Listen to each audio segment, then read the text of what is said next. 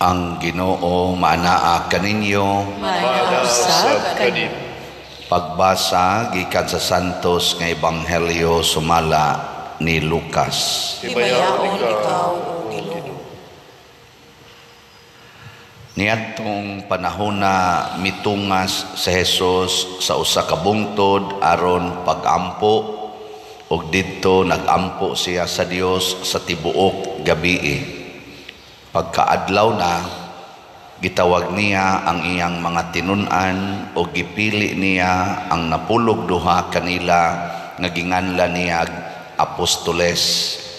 Si Simon nga iya usab ginganlag Pedro, ug ang iyang igsuon nga si Andres, si Santiago ug si Juan, si Felipe ug si Bartolome, si Mateo ug si Tomas, si Santiago nga anak ni Alfeo ug si Simon ang gitawag nga Patriota, si Judas nga anak ni Santiago ug si Judas Iscariote ang nahimong mabudhion. Ang Ebanghelyo sa Ginoo. Dayon ikaw, O Kristo.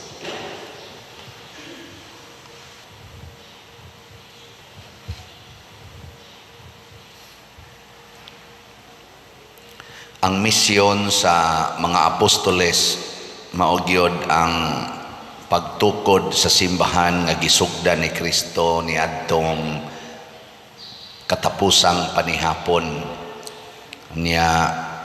Kining maong simbahan ato ning gitawag karon og Catholic Church, ang malukpanon nga simbahan, og dili gayud mabuntog bisan sa gahom sa kamatayon.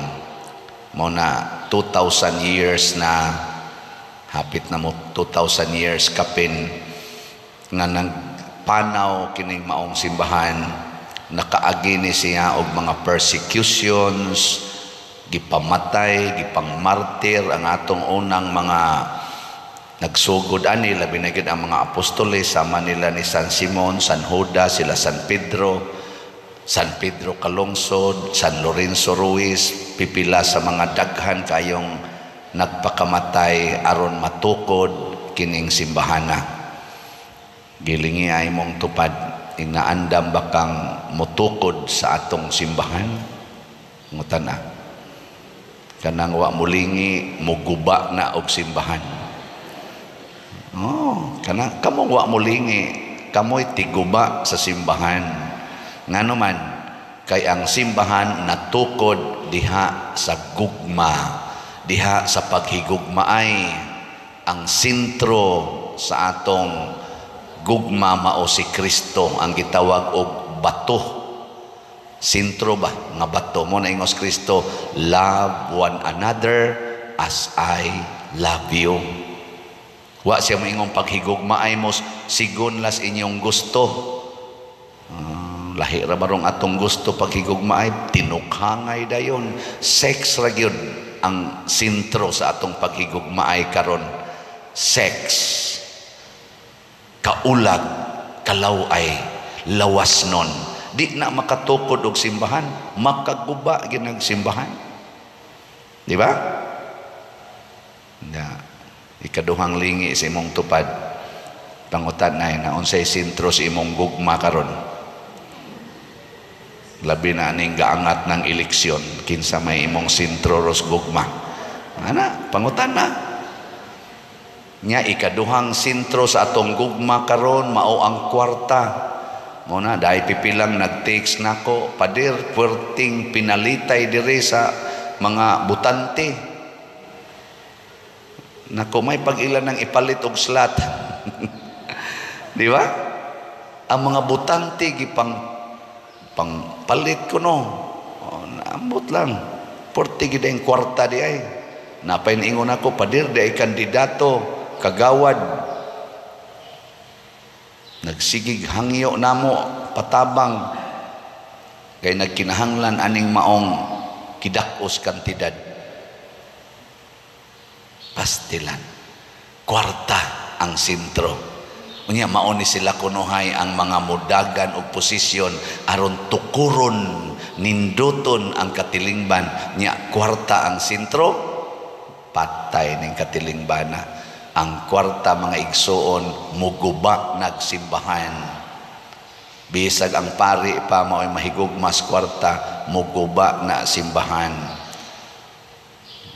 Ikaw pa der, sige magkagbaligyag slot, na pa dyo kay investment slot. Wala ba ko ka-report ninyo dugay-dugay. Ngano man, tungod kay nagkwinta pa ta. Nya unsa man ni siya, pangwarta ni o pagtukod sa simbahan, kining atong gibuhat sige baligyag slot. Ha? Pangwarta o pagtukod? Oh, kana kibaw mo demo, unya ni apil na mo. Ang gugmas kwarta pasabot ba imong tigumon ang kwarta para sa imong kaugalingon, para sa imong personal nga security o comfort, maunay gugmas kwarta. Pero kung imong tigumon ang kwarta aron imong itabang sa katilingban sama sa simbahan in general, nya wa jud kay huna-huna nga magtigom ka para sa imong kaugalingon, maunay gitawag og gugma nga Dios non, dili gugmas kwarta. Na siya kita ra ba ang atong framework tigom gyud para sa kaugalingon, papaeskwela sa mga anak, trabaho gyud maayo, tigom gyud para sa kaugalingon, hastas pagtabang sa mga kabos, butangan pag-interes ang gipahuwaman. Ako kapilan ako kadawat din higsuwat, nagpatabang og bayad sa iyang gihuwaman sa 5-6. Nako, naunsa naman di ko mutabang ani nganong mutabang man ko ani nga wa man magsugo ang Ginoo, pangutang kamo, pangayo man. Nya mao sa ni akong gitudlo, ako naman oy pabayaron no silang utang. Mupay wa ta magtudlo ana dinhi, kita pagay pabayaron. Ngano man kay kada manggong nagpautang, nagnegosyo na sa problema in town nga financial sa iyang isig katao. Mupay na problema financial, negosyohon pagyud, pagkadoble nga pagdagmal. Duol-duol ra nas gubat nga akong ninduton ang katilingban, pinaagi gubaton usa ni nako aron mo nindot ning among katilingban. Unsa man na usa ka dakong binuang aron makabot ang kalinaw, magpinatianay ta. Wa gyud gugma ba? No? Ano mingaw mga mugnaw? Ngilingi ay mong tupad. Ing naandam kang muhatag og kwarta nako. Sige. Ing na. Lingi aba. Ngano manghatag man mo panahos eleksyon kung tinuod man na. Kung tinuod na kay ako hapit naman sa ko mamatay, wa man gini offer nako nga tagaan kog kwarta para mo butar. Never. Sukad ko ni sugod og butar 1987. Wa pa 86 ba to? Wa pa jud ko kasuway nga gitagaan kog kwarta aron ko mubutar. Sige silang sulti anang hinatagay ko no, hinatagay tinuod na dili. Hangtod karon isa kinamangay ko no, kinamangay. Wa may nikamang nako dinis kumbinto. Hasta tos una dito ko Cebu City, dito ko laing assignment, wa may nikamang nya kinamangay ko no. Kanang ambot lang tinuod ba na, pero kung tinuod ba na ngano man nga mao man ay imong gibuhat aron lang kamo daog, unsa may imong gihigugma diha sa imong pagdagan diha ng eleksyon, ang imong kaugalingon o ang katilingban nga imong gitanyagan sa imong pag-alagad. Una, ang unang gigamit sa mga apostoles aron mulambo ang katilingban, ang simbahan, gugma. Nya unsa may ilang paagis paghigugma, una, gasangyaw sila pulong sa Ginoo ug nagbuhat sila sa buhat ni Kristo. pulong sa Ginoo ang atong isangyaw. Kanang inigingon ako nyo, pamalit mog slot, pulong nas Ginoo. Nga naman, kay gustos Ginoo nga ang inyong kwarta ipaambit dinhi sa simbahan aron matukod ang simbahan. Bahala nag ang akong naong mura na nig slot, nituog yun ko nga pulong ginis Ginoo aron tudluan ta nga ang kwarta unta nato gamiton para sa katilingban, dili para sa atong kaugalingon. Na siya. Salamat sa nitubag. Tagaan ta mog update karon. Una, ang atong holy pads for National Retreat of Priests karong November 7 to 9. Karon na lang ning November 7 ha, hapit na ni, next week na ni. Ang atong halin niabot nag 84,654. 15,346 na lang ka slots ang nahibilin. Nya na atay 30 slot challenge. Ay sa mugpakpak. Na atay 30 slot challenge ani niabot na sa 820 ka 30 slot challenge. So pakpak na. Yes. Mauna siya sa holy pads aron pag palampos aning retreat sa mga pari, national retreat, pamasin nga mas mapalambo, mas mapaligo namo ang among bukasyon sa pagkapari dinhi sa atong simbahang Katoliko. This is to build the church.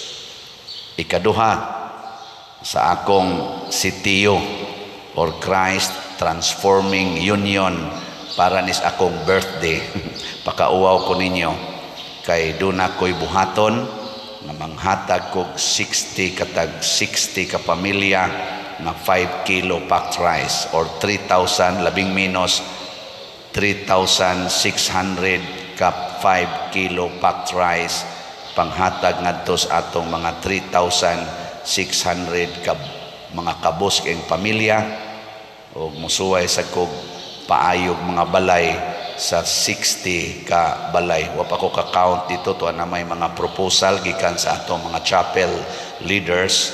Ako patong iphon og pila na to kabuk balay nga gi-apply kay ato pa man ang check upon. Pero 60 ka balay ang ako untang ipaayo when I celebrate my birthday. Nya ang budget ani 40,000 slots nga sitiyo. As of yesterday, hinay pamanghalin, 1,623 pa ka slots ang nahalin, 38,377 pa ang available. Naaman sa disay 60 slot challenge, tag 6,000, na anasay 13 ka 60 slot challenge nga atong nadawat. So pakpakan ya po nato ang tanang ni apil kung kining mga kabus kaayo ato ning matabangan makakita sa ni sila Ginoo kasagaran nila. So we build the church, the Catholic Church.